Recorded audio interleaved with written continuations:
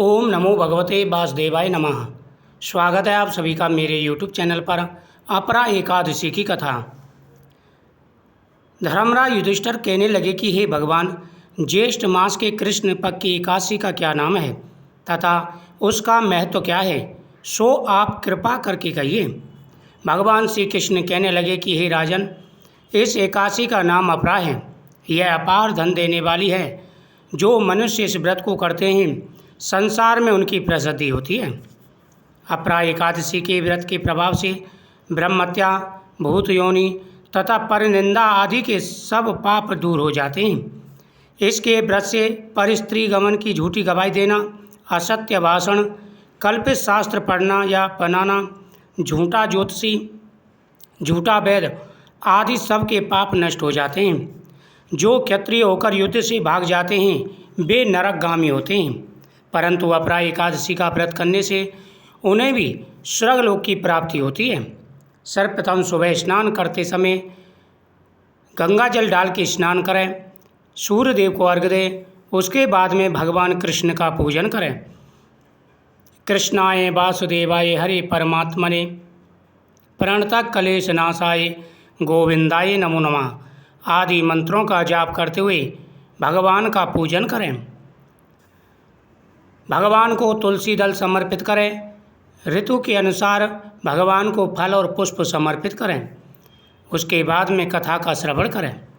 जो शिष्य गुरु से विद्या ग्रहण करते हैं और बाद में उनकी निंदा करते हैं वे अवश्य नरक को जाते हैं, परंतु अपरा एकादशी का व्रत करने से उन्हें भी इस पाप से मुक्ति मिल जाती है।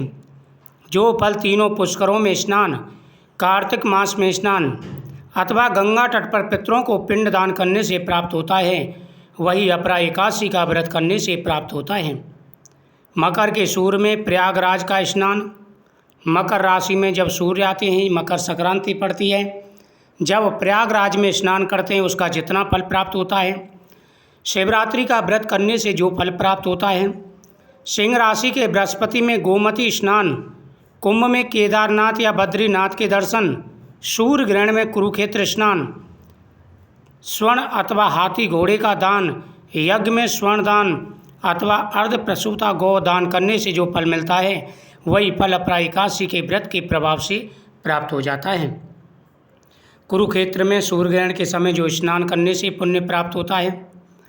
स्वर्ण अथवा हाथी घोड़ा दान करने से जो फल प्राप्त होता है।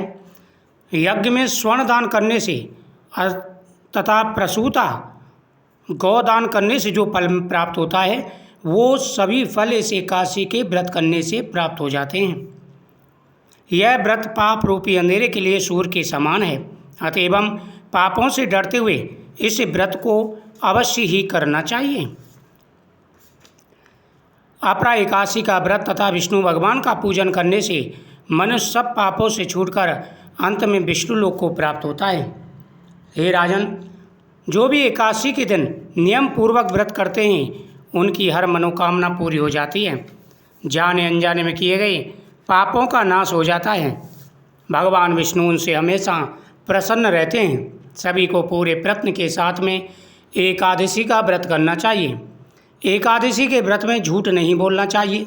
एकादशी का व्रत अगर आप कर रहे हैं तो दूसरे के घर का अन्न नहीं खाना चाहिए।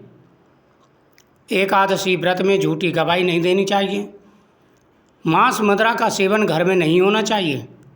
ना ही किसी से लड़ाई झगड़ा करना चाहिए। पूरे नियम के साथ में एकादशी का व्रत का बड़ा महत्व होता है। जो भी नियम के साथ में एकादशी का व्रत करते हैं उन पर भगवान की विशेष कृपा बनी रहती है। हे राजन, अपरा एकादशी की यह कथा मैंने लोकहित के लिए कही है। इसके पढ़ने अथवा सुनने से सब पापों का नाश हो जाता है। जो व्यक्ति अपरा एकादशी का पूजन करते हैं, व्रत करते हैं, उनके ऊपर भगवान हमेशा प्रसन्न रहते हैं। धन, सुख, समृद्धि सब कुछ प्राप्त होता है। कृष्णाय वासुदेवाय हरे परमात्मने प्रणतः कलेश नाशाय गोविंदाय नमो नमः आदि मंत्रों का जाप करते हुए भगवान का भजन करें, भगवान के मंत्रों का जाप करें तो अवश्य ही हर मनोकामना पूरी हो जाती है। हे राजन, जो भी नियम के साथ में इस उपाय को और कथा को करते हैं, पूरे नियम के साथ उनकी हर मनोकामना पूरी होती है।